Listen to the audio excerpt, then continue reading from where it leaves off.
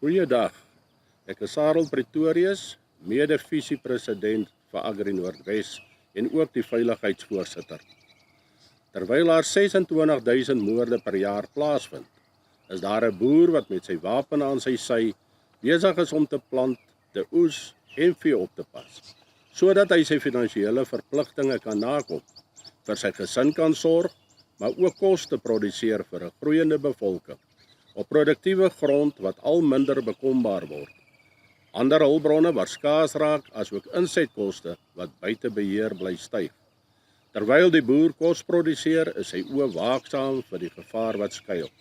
Sy aandag skerp gefestig om te hoor as 'n alarm afgaan, ore gespits vir 'n boodskap van die kameras of radio dat 'n verdagte voertuig die omgewing inkom.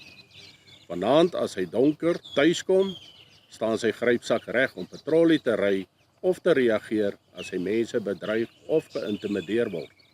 Hy verstaan die gevaar van 'n skoot uit die donker, 'n goed verskuilde aanvaller, met die besef dat as ons nie mekaar oppas nie, niemand dit gaan doen nie. Ons is so dankbaar vir elke boer en elkeen wat paraat omgee vir mekaar, bereid is om op te offer en bereid is om te help.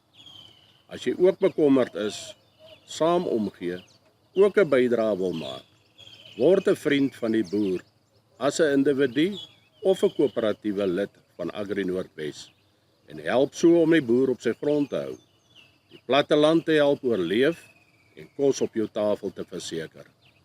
Gebruik die kontakbesonderhede hieronder om te wys dat jy gee ook om.